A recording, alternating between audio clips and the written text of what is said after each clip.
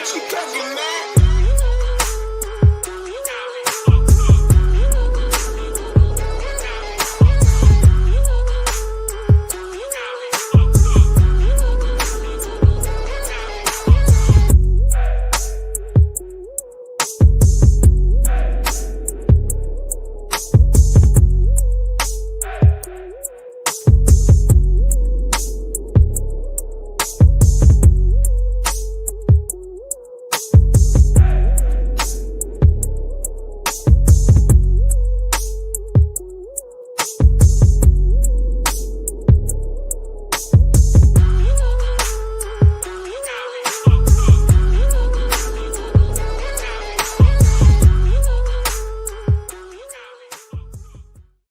What's up, everybody? Good morning. It is time for a little Iron Minds action. What's up, Michael Lombard? Good morning. Good to see you, buddy. What's up? I'm streaming this out there to the world.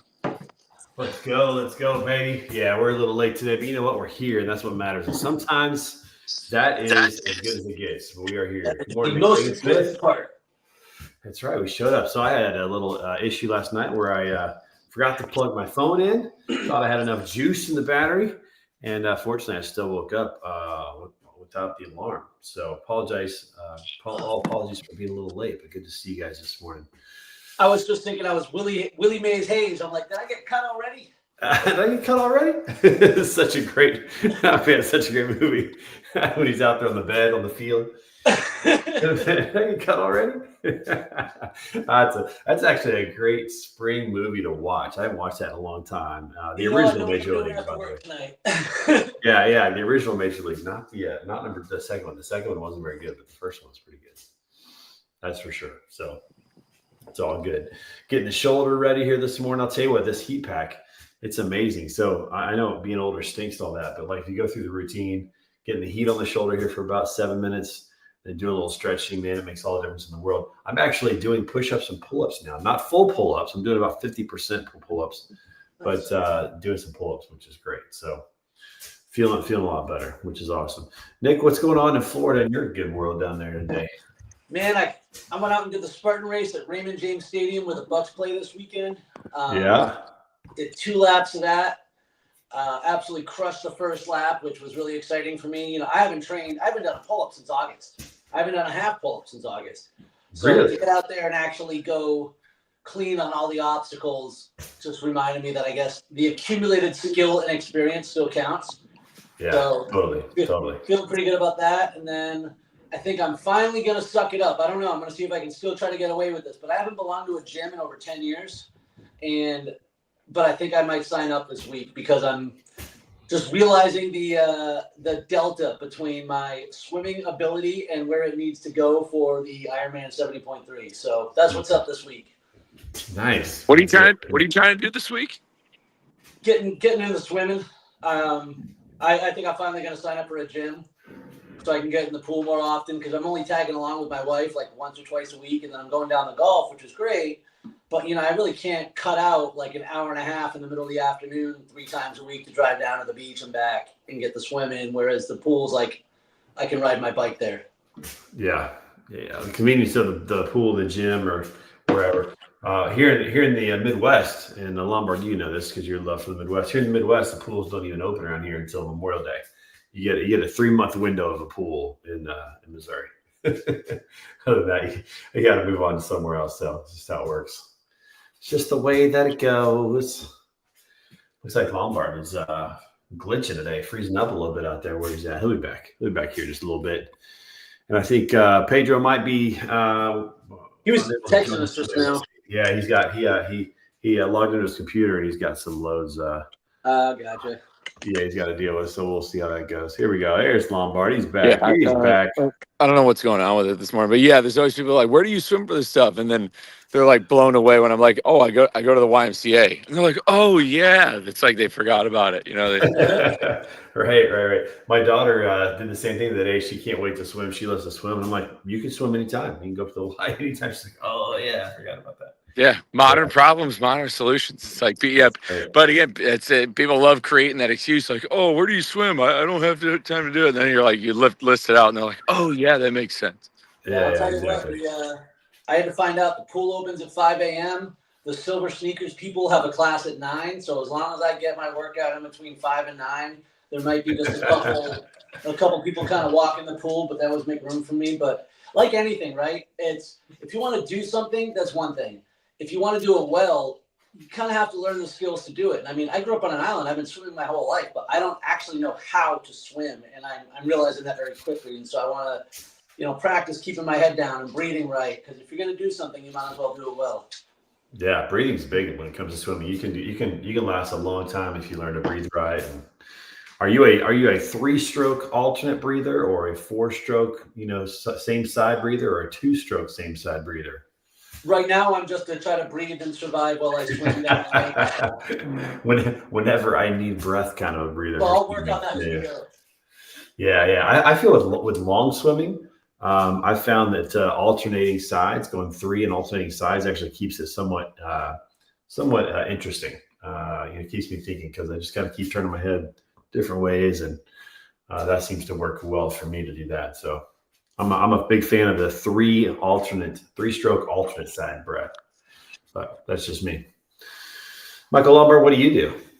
You got any certain technique?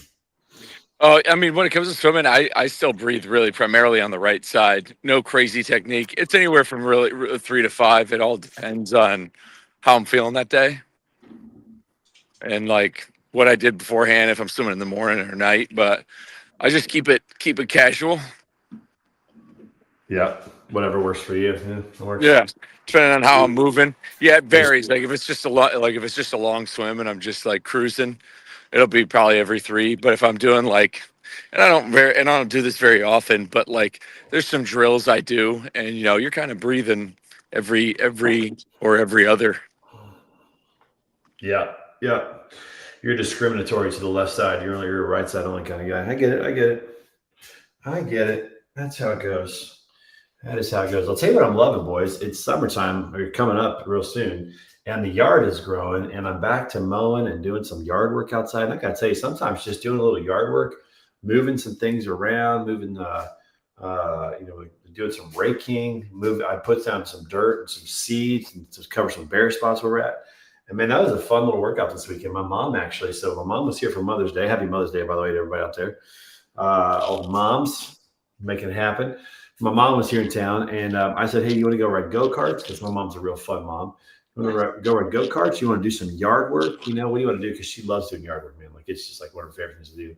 And she's like, I want to do some yard work. So we got some bags of dirt, and we hauled them around the yard and dumped them and put some sand with them, put some seed, and had a good time. I'll tell you, like, just little things like that, decent little workout, So it's nice to be able to get outside and get some sunlight and throw some bags of dirt around, bags of sand, and have a good time with that. It was nice to get out and do that this weekend. So where's the ruck? I don't own a ruck. I need to get a ruck. I don't even own one yet. I know. Nice. I need to get one because when I'm mowing the yard, because I love mowing the yard. I did one season where I paid somebody to mow the yard because I was like, oh, I'll save my time, and there's something to be said about that. But I missed it, man. I love mowing the yard. I'm a big fan of seeing the lines, and I love trimming. It's like a barber, who loves giving haircuts. Man, you just love the final product. Loves seeing the final finished product. That's how I am with the yard work. So I do need to get a ruck so I can just wear that when I'm doing the yard work. That way I feel like I'm not wasting time, or like I'm like, damn it, I gotta be doing something else. I'm like, yeah, dude, this is God's work out here. That's right. Good call out. Put some wrist weights on, maybe some leg weights, That said, I just hired somebody to do my yard. But man, it has to be done weekly down here. It has to be done in a week, and it has to be done at crack acid dawn. I don't have a ride-on lawnmower. I'm deathly afraid of snakes. So, and I've already seen too many, so I know whatever, but I have given that up. But I know what you mean, because when I first moved down here, I'm not a handyman. I don't really know my way around certain things, but I know how to do yard work, and I really enjoyed getting out there, cutting the yard, cutting trees, trimming things, raking it all up. I just felt like I was doing God's work out there, but not that much. There's a lot to be said to having a project, like to be doing, and you said, and it could be anything around your house. It could be like doing, I have a good friend of mine. She actually works over at Arrive Logistics, huge. I mean, she built her entire back deck. You know, is always working on something, and there's a lot to be said on what that stuff does for your brain, on what, and then being outside. You know, I just when it comes to outdoorsy stuff, again, like I'm from the Northeast. I'm no country boy. Again, I was talking about on LinkedIn yesterday. I'm not a y'all guy. Me saying y'all just doesn't even look right. I'm a you guys supremacist, but outdoor stuff, I've still had this allure to always, when it comes to camping and stuff like that. And last weekend, me and three guys, we were out, we went canoeing for like 30 miles, and we were out there for like 8.5 hours, just like. And it's not an easy river. You're not just paddling. You got to get out. You got to portage. You got to do all this wild stuff. It poured twice, and that 8.5 hours, nothing has went by quicker. Like, man, did it feel like it didn't even feel like when we were like 10 miles in. I was like, I couldn't believe how we moved 10 miles. It's like you get this exhilarating feeling. And I've never canoed. I've only canoed like in Boy Scouts in like 2003. Really? Was the last time I've ever been in a canoe, and it wasn't no 30-mile canoeing. It's just you like paddling around a lake or something like that. And so it was like electric, and now it's like a drug. Now it's like, man, I want to do more. I want to do more out there. I want to get a kayak. I want to do all this stuff. Yeah. It's hard to carve out time to do those activities and projects, but there are those things that are natural ways to keep you active and wanting to do stuff. Yeah. Yeah. Oh, we also moved rocks because we got this new little flower bed in the backyard that my mom and I built last Mother's Day. Because I'm telling you, she loves being outside. We had a good time doing that. And we moved some rocks to finish it up from the rock bed. Just grabbed a couple, rocks enough to fill it in. And it's just fun. It's having projects, moving some things around. There's something productive about that in your mind. It's like that it's the creation and like curating, like cultivating those things that are kind of innate to the human spirit. Man, you do those things out in your yard, keep building, keep adding things in or making things look good. We had to take down a trampoline that got destroyed in the wind. Took that down, put that on Facebook, got it out of there. Now I got a big spot in my yard that's got to be, kind of re-tilled and seed going down and all that, and try to, get some grass growing there. But yeah, man, those projects outside are valuable. Let's see who's in the comments today. Let's see who's in the comments today. We got Jessica Howington again. Good morning. Good to see you as well. Yeah, beautiful sunrise for Michael Lombard. That's right. The early morning sun is coming back. It's coming back. Although it's finally playing catch up. Yeah, he takes the clocks go forward, but now you're getting it earlier and earlier, which is good. But the heat's coming. So speaking of projects outside, people need to not just your water, but the electrolytes. Again, not enough can be said. A lot of people fear sodium, but like a lot of times that afternoon slump you might have, you might think you need that 1 p.m. cup of coffee. Yeah. Most likely you are dehydrated. So again, if you're doing work outside and if you're doing some extra work as it gets warmer, keep up with the I use BPN's electrolyte powder. A lot of people like that Element, but up in the sodium is where it's at. And go get your Iron Minds water bottle, people. ironminds.io. You can get an Iron Minds water bottle. And just remind yourself to keep drinking water, throw some electrolytes in there, some good stuff in there. And man, that was the issue out at Ray J the other day. You get these thousands of racers who come out for an event, and they just don't think about it. A lot of them, I see my buddy Nicky Knack join there. Hey, Nicky. It was hot as hell, man. And you're in a stadium, you're not getting wind, and you were just sweating. Even when you're standing there, you're getting dehydrated. And so, especially as people are getting longer in the races, man, that dehydration hits them hard. They don't see it coming. And then, of course, on the course is just water. So you're already in an electrolyte balance before you even hit that first cup of water. Yeah. Yeah, I think the day before Ironman Texas, I had 5,000 milligrams of sodium. On the bike alone, I was definitely consuming over 1,000 milligrams per hour, and it still was not enough. Given I was on that bike for 6 hours and 20 minutes, like it still was not enough given the fact that I had cramps heading into the marathon, just like feeling like my stomach's tightening up, and I had to play some catch up, and it became manageable. But like, it's your body will change, especially as it gets hot. And so if whether it's before bed or first thing in the morning, yeah, the electrolytes are king. I think people, you do get sodium through your food, but it's still like not as much as you might think. Yeah, exactly. It's not as much as you might think. That's a good point. That is a good point. Ah. All right. Oh, and apparently if you climb like 1,000 flights of stairs when you've got quad tendonitis, you're going to hurt for a few days. as I'm slowly realizing that.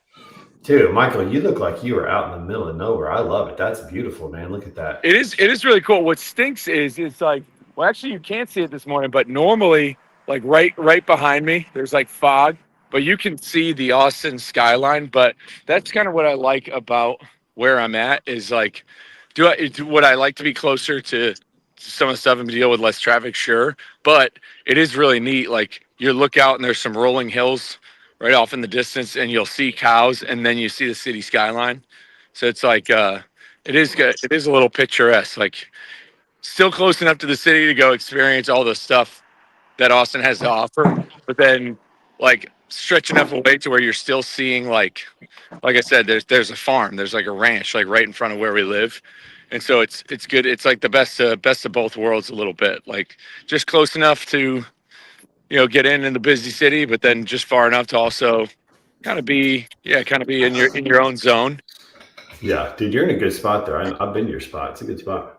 Yeah. Oh yeah. You've been down off 35, and yeah, the highway's not that far. But yeah, it is a gorgeous place. Yesterday in Austin, was 512 day, which is the area code. And again, I mean, that's important stuff. I can't lie. That's something that's been on my mind because I saw a really cool video that was like celebrating 512 day, Austin Day, as locals might call it. And choosing where you live is a really important. There's I really want to I'm going to do a whole show because I'm coming up on the 5-year anniversary of getting down to Texas like this month. So, and I think there's a lot to be said. And I look at there's a couple defining lines of like, there's a couple like stops, like new chapters that kind of have happened over the course of like my overall fitness transformation. Like I had, I kind of felt disgruntled career-wise 2017, 2018, I turned it around. And then 2020, like totally just like, totally just, jumped out the plane, with just a parachute by moving.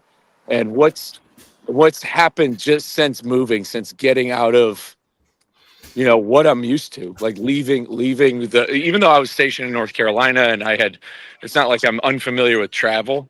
I've never lived anywhere else besides Camp Lejeune and back in Connecticut, and getting out of that is what has spurred my brain, like what it's done to my brain, kind of like building a project or doing a puzzle. Like what it's done, it's unwired and rewired my brain in so many ways where once I did something like move 1,800 miles from where I live, it's again similar to crossing like any finish line. It's unlocked this new part of my brain where I believe that I can accomplish things I didn't previously think I can accomplish, so to speak. And it's hard to move. People like anytime, and that's a staple of people from Connecticut. They're all dying to get out, but none of them will do because they're held back by whether it be family, or sometimes they're comfortable in their current job situation, and it's actually pretty good, but they don't like where they're at. But again, like you might be comfortable in a job situation, but if you are unhappy with where you live and it's not serving you to where you're best, like it's good to take the one step back so you can take 2 steps forward, and kind of choosing where you actually want to be and live and do things, get things done will totally change your life for the better. The idea of getting out of your hometown, at least giving it a shot, because if it doesn't work, you can go back. This isn't the 1800s. Right. There is something really healthy about putting yourself into a new spot with roads you don't know and, topography, lay of land you have to learn. And I would love to live in a different city every year. It'd be so much fun just to try different things. I think it's one of the reasons why we love RVing is that it takes us, to places that we normally would never see, never be. And you got to learn new things. You got to expand your horizons. And I love what you said, unlocking new levels. in your brain. That's such a cool thought of like, how can you unlock new levels of your brain and not just do the same stuff over and over, you know? It'll be 20 years that I've lived in Florida now since this October. And it was 20 years ago in January where I was standing in a parking lot talking to a guy who was 20 years older than me. And he's like, Nick, why the hell do we live here? You know, up in Massachusetts. The third nor'easter we've had in like a week. And I'm like, Joe, you're like 50. You got kids in school. You got a family. Your wife's a teacher. I know why you're living here, but I don't know why I'm living here. And I was like, this is my last winter and I'm out. And that was it. Yeah. And there was no looking back. It's been a long time since I've seen snow. Boys, look at this. This is progress right here. I'm so excited with my shoulder. That's solid. Oh, yeah. I haven't been able to do this kind of stuff in a long time, dude. You know, people doubt those, you know, those small movements like that working like muscular fatigue, high rep counts. And again, if you are trying to like overall build muscle, sure. But like, again, you can build muscle with body weight and light weights. You just do have to work the body to fatigue. And I even say that I know this guy, Joe. I mean, he'll do it sometimes throughout his day and he's a pretty built guy, but like I even posted that dead bug video recently of like a core exercise. And if you think about, if you just did 200 lunges, like 200 reverse lunges, like standing there in a row, you're going to feel it. And if you just do 200 shoulder raises, you will feel it and you're going to work it to fatigue. You know, if people overthink that you need certain things, but you really don't. It could be the smallest things that could help that can help you lose weight, burn calories, and get your mind right. And just doing those lateral raises over and over. You just hold your arms in the air long enough, you'll get tired. your arms have weight to it, and you just hold them up. You know, hold them straight out for a long period of time. You know, hold them out. You just do that for a while, and after a while, that shoulder will start to burn. You know, you don't have to overthink it. That's for sure. That's some of the hardest things you do at boot camp, like in the Marine Corps. Like, I don't think it's, you know, normally you see like videos, it's always like push-ups, guys getting steamed up. But so many times, all you'll do is you'll stand on line and you've got to hold your rifle out by the barrel and you just have to, and you hold it straight out in front of you. Yeah. And like, they just make you hold it out for as long as you can, just by holding it by the barrel. And, you know, the gun itself is like what, like, you know, maybe 8 pounds or something like that. Yeah, exactly. And then, they'll just make you stand at attention and hold it out by the barrel, and you'll be doing that, and people will dip and whatever, and you'll just be doing that for 15 minutes. Right. I mean, look at this overhead shoulder press. I haven't been able to do this in probably 6 months, man. It's so nice. It's still a little sore, but it's like manageable. You know what I'm saying? Like I can push through it. It's you're actively displaying what I talk about almost on a daily basis, which is having the ability and the autonomy to move your body, especially pain-free. And it's taken for granted every day. Like I think one of the most taken for granted things is if you're able to be on 2 feet, if you still have your thumbs, if you can raise your hands above your head, like having the autonomy to do that. Again, like I remember breaking a small bone in my foot in 7th grade. And like, you know, you're on crutches, somebody's got to help carry your books. And when you don't have it's the littlest thing. It's like you still feel in control. Like, again, there's no neurological disorders you might have for an injury. But when you can't do something as simple as lift your arm over your head, and like if you're like say you know, and you're a young guy, like just being on the airplane, getting the bag in the overhead compartment, how embarrassing, like how does that feel when you have to go through that? And like, so that's why if you've got the autonomy, use it every single day. You've got to give yourself that gift, the privilege to be able to move your body in a way so that way you can hold on to it as long as you can, or you're going to lose it. I mean, this motion right here, I'm not even doing a pull-up just yet on this. I'm just rotating the shoulder blade in the back, pulling myself forward. But to be able to do that and to not be like in excruciating pain, oh, man, like such a blessing, dude. So nice, because 3 months ago, I couldn't have done that right there. Couldn't have done it. And people, it's great. And that's why, like, anybody who's like thinking about getting started or they're not really active, they'll hurt. They go for a 2-mile run, it'll hurt. But then, like you just said, like 3 months ago, you couldn't do that with your shoulder. In 3 months, if you start running 3 times a week, what you couldn't do 3 months ago, now all of a sudden you're like, wow, I've never ran 5 miles before. And it happens so quickly. And again, we're talking about unlocking different levels of your brain that starts to expand your belief in other areas of what you've got going on, whether it be career wise or anything, what it does, how you navigate certain tough situations, how you navigate family problems, like what it does. It feels like like a new portal in your brain when you do certain things you don't want to do. And the easiest way to start running, especially for people who have never really ran before, is just to go commit to walking. And while you're on your walk, run as far as you can. Think about at first miles. Yeah. At first it's going to be, you might be able to run for 4 blocks and you're like, okay, I'm done. Look at that. Nice. Nice. Look at this. My neighbor. Nice. That's a good looking truck. But you might run for 4 blocks and you just like that, you're done. Okay, that's fine. And then keep walking. And then the next time you go out, try to run 5 blocks, and run as far as you can and keep walking. And then after a while, it just starts to snowball, starts to build up, Yeah, I know for some future Iron Minds episodes, I would definitely love to give some running stuff. There's a couple track workouts that are on Tuesdays that start at 6:30 or what have you, but there's going to be some Tuesday mornings where I'm going to put myself at the track and get it out there live. Yeah. I mean, being able to do a plank like this and then do a push-up, again, 2 months ago, couldn't do it. 3 months ago, couldn't even do this. Couldn't even just do a plank, much less a push-up. And now, I can feel it a little bit, but this is just a dream, dude. I love doing push-ups.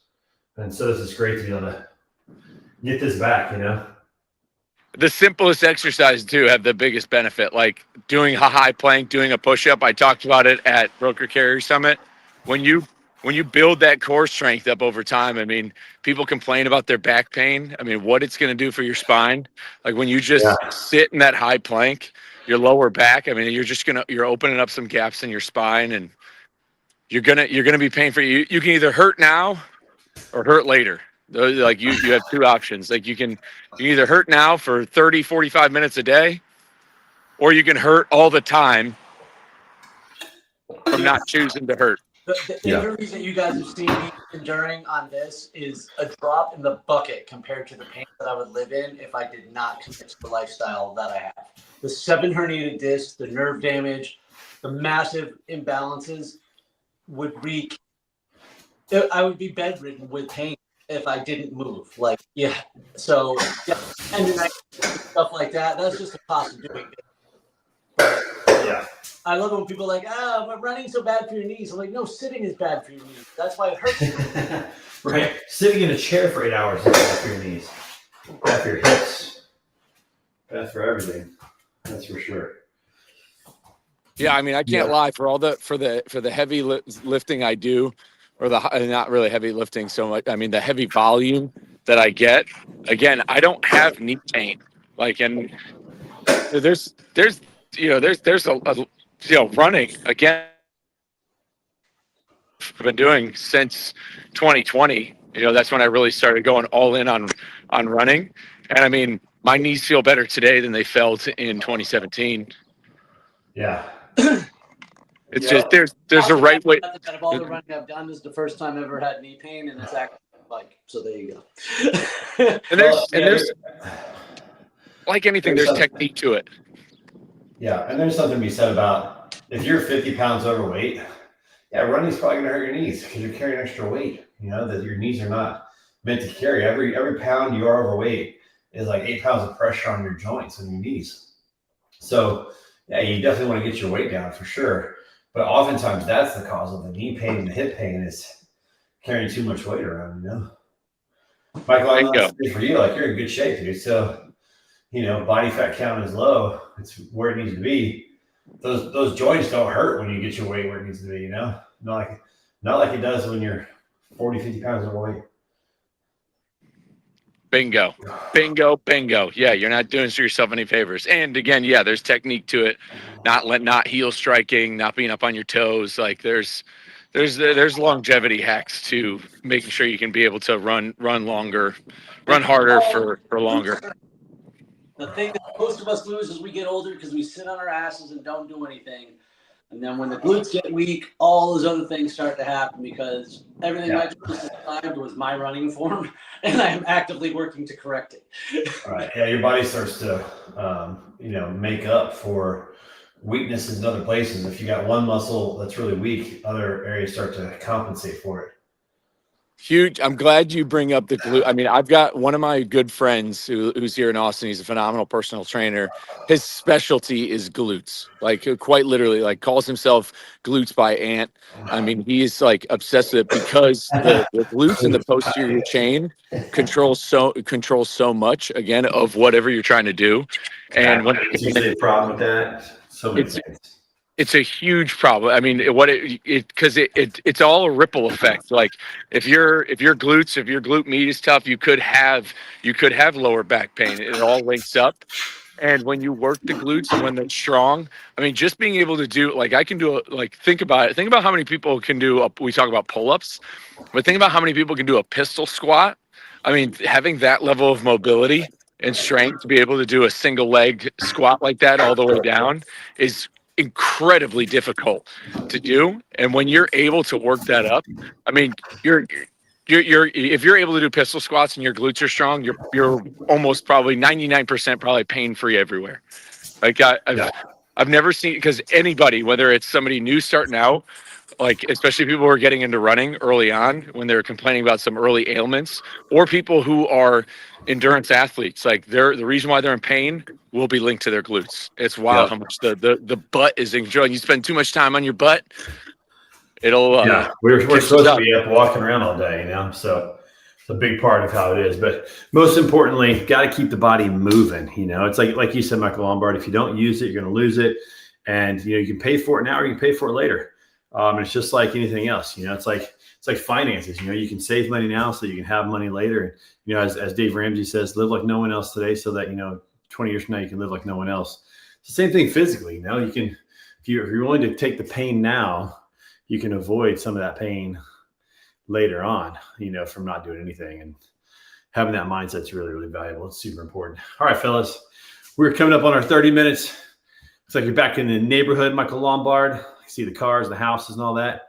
And it's good to get up and see you guys this morning. Listen, folks, remember, most importantly, find your tribe, find your people. As we see on here, as iron sharpens iron, so one person sharpens another. Go find your tribe and get moving today. Have a great day out there. Fellas, great to see you, my friends. We'll see you guys. We are the tribe. Join up. Let's go. Peace out.